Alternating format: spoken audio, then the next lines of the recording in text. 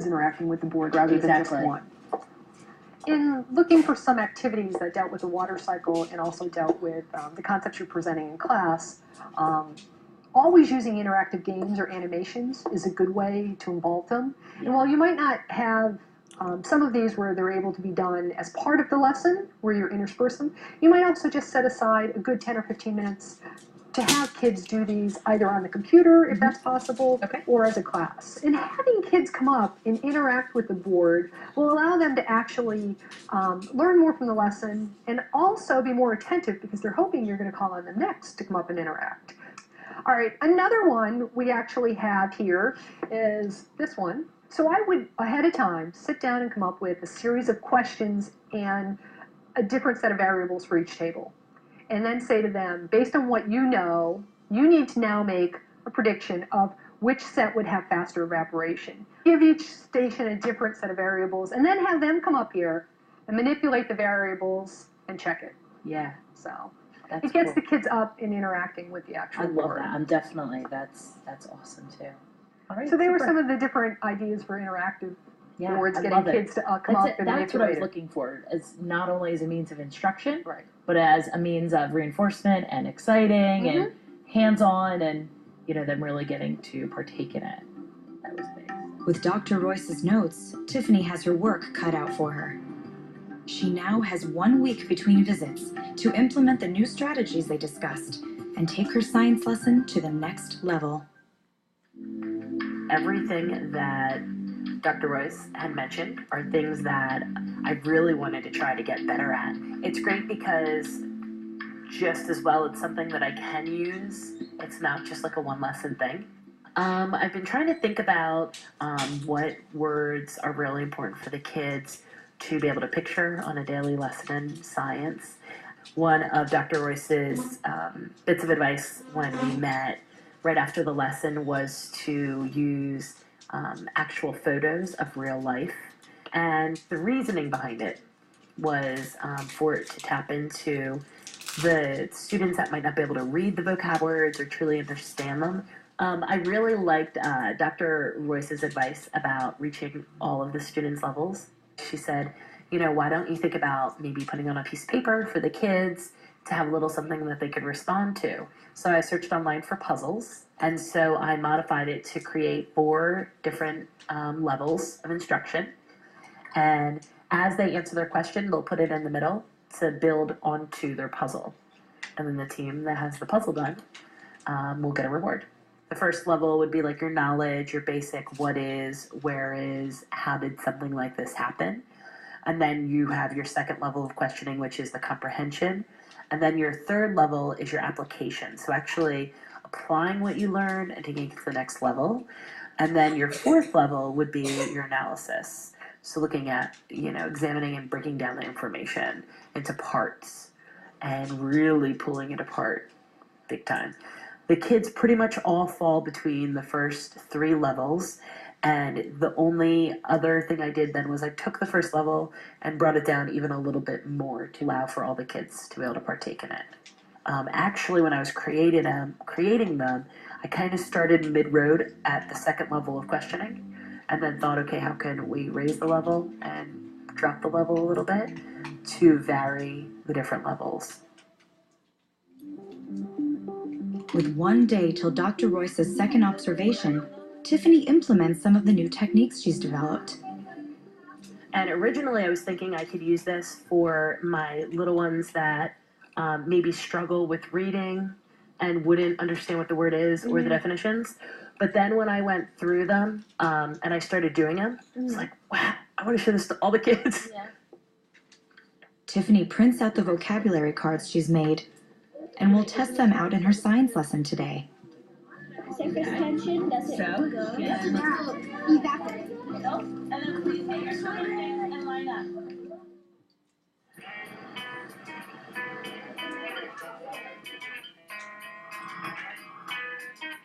It's the day of Tiffany's second observation. She has only a few hours left to put her best foot forward.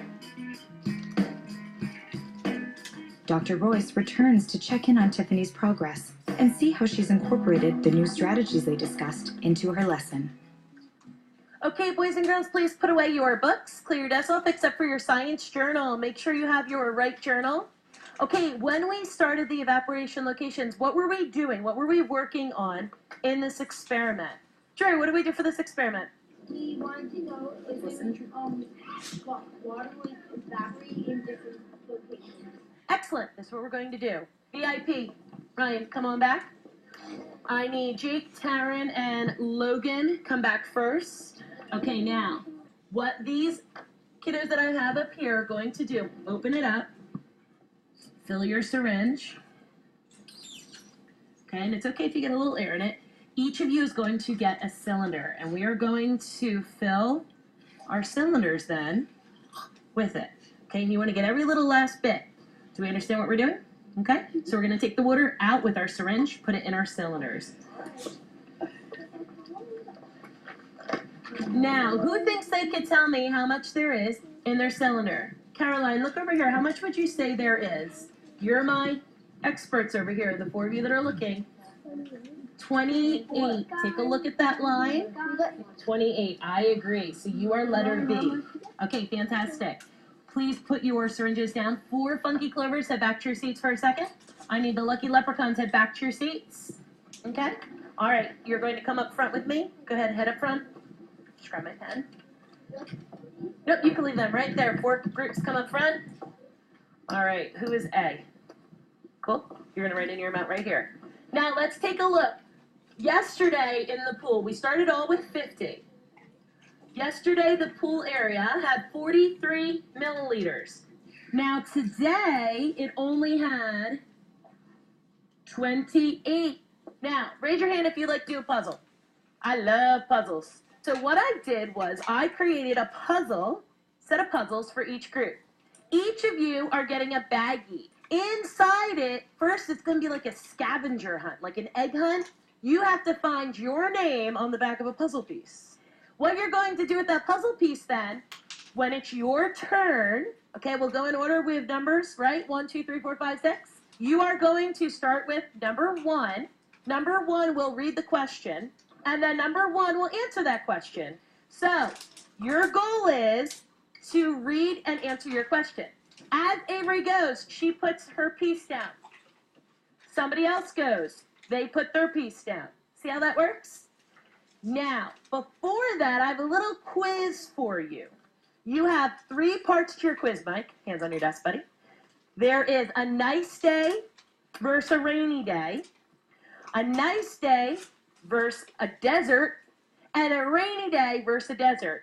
Your goal is going to be to determine which of the 2, when they are going against each other, which of the 2 will win.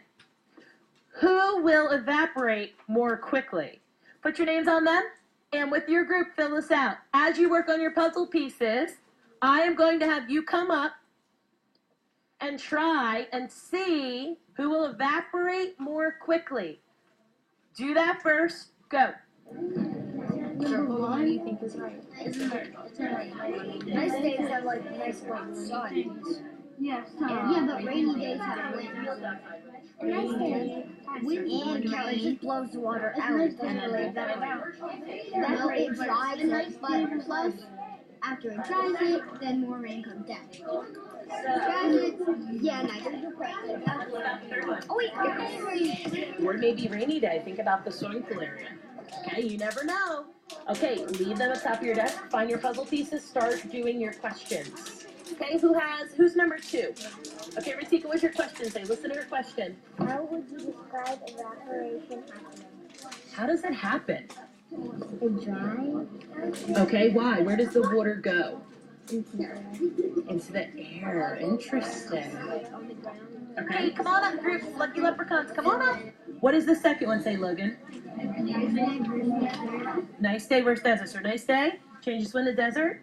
Excellent. Now, which one do we think will evaporate more quickly? Which one do you think? Aaron? Desert. Desert. So let's try it. Drag this over here. Good. Let's see what happens, okay? Did we put our puzzles together? Fantastic. Get our puzzles? Awesome. Good. Go ahead. You do your second part. Make sure you're looking through your vocabulary cards. Who found another one? Ooh, show your group. How is that water vapor? What is that? Boiling water. So you mean you see water vapor when your parents cook pasta? How cool is that? Go here. So think about this. Now we're going to continue to use these little cards. The other two groups will get to come up tomorrow when we check our evaporation locations again. Please put all your cards in your little baggie. All your puzzle pieces should be put away.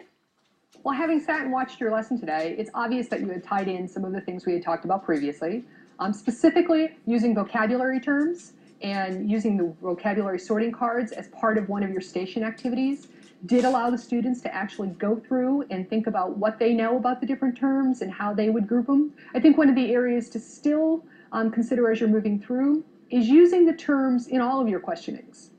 You did a really good job trying to use the terms when you were having the kids make predictions and draw conclusions. Instead of saying, what did you do today, or what did you do, who can tell me what the procedure is? I also think you did a really good job about trying to involve the Promethean board and having kids do interactive things.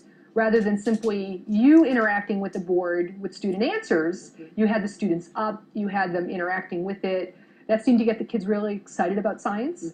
The other aspect I thought that was really well done is you did have higher order questions for the different levels in class. The puzzle pieces were obviously hand-selected, who got what question, and the students were able to think about things at a little bit different level, depending on where their level was, and at the same rate allow for some peer teaching by saying that question out loud and also hearing what the other students' answers were. Everybody, it seemed like, which was I was really happy with, was fully engaged with the other people that were discussing. They weren't thinking, oh, this is an easier question, or oh, this is a harder question, that's why I didn't get it.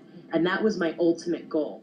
Going forward, I'd probably say continue to work on asking questions at those levels, continue to incorporate the terminology associated with science wherever possible, so they can actually start to think about those terms as well.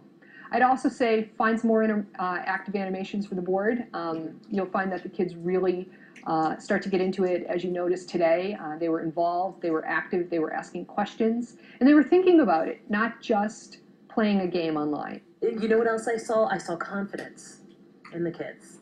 And that is huge, because the kids that feel, oh, I'm not going to know how to answer that question, or that question's too hard. Really, one of the first times that every student in here was talking at their appropriate level. Well, again, it's been great being in your classroom, and as you continue to move forward, I hope you consider these things and get the kids interested and active in science. Thank you. No matter how long you've been teaching, no matter how good you think you are, you can always better yourself. And I think it's just so important to be okay with that and know that that doesn't mean that you're not great at what you do.